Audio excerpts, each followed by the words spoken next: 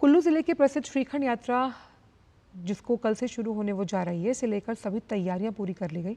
यात्रा के लिए अब तक 3000 से ज़्यादा श्रद्धालु ऑनलाइन पंजीकृत हो चुके हैं। इसके अलावा ऑफलाइन पंजीकरण की प्रक्रिया भी जारी है। जिला प्रशासन का प्रयास है कि यात्रा के दौरान श्रद्धालुओं को किसी भी तरह की परेशानी न हो। पेश है एक रिपोर्ट।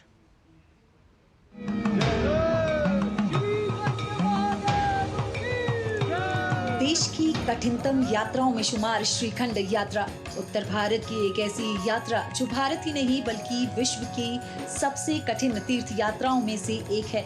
श्रीखंड महादेव की ये यात्रा आधिकारिक तौर पर इस साल 14 जुलाई से शुरू होने जा रही है।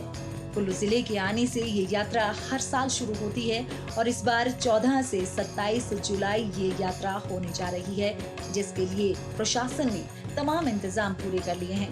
अब तक इस यात्रा के लिए 4000 के करीब यात्रियों ने ऑनलाइन आवेदन किया है।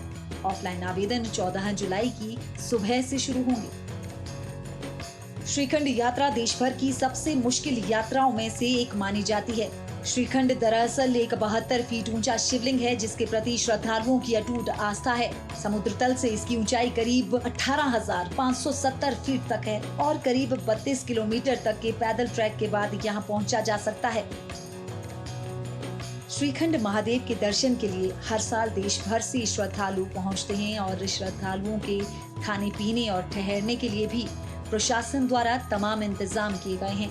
अभी यात्रा शुरू होने के लिए कुछ ही दिन बचे हैं और पंजीकरण करने वाले श्रद्धालुओं की संख्या और भी बढ़ सकती है। 32 किलोमीटर के कठिन सफर के बाद पावन शिवलिंग के दर्शन का मौका मिलता है। इस यात्रा में बर्फ के ग्लेशियर को पार करके इस यात्रा को पूरा करना होता है। एसडीएम मनमोहन सिंह ने कहा कि यात्रा को लेकर तमाम तैयारियां प्रशासन द्वारा पूरी की जा चुकी है और सुरक्षा दृष्टि से भी तमाम इंतजाम किए गए हैं। 21 जून से अपना ऑनलाइन पोर्टल खोल दिया था, तो उसमें अभी तक 4000 लोगों ने उसमें ऑनलाइन पंजीकरण कर दिया है। जहां तक ऑफलाइन पंजीकरण की बात है, वो 14 तारीख की सुबह से हम सिंघाल में वो सुविधा श्रद्धालुओं को उपलब्ध करवा देंगे।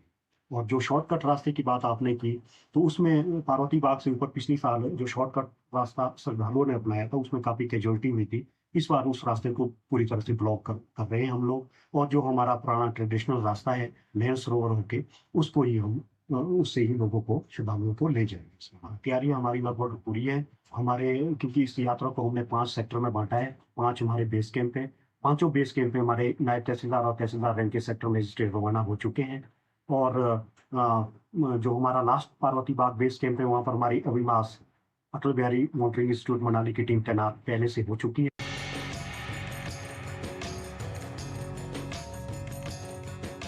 श्रीखंड महादेव का इतिहास पौराणिक है।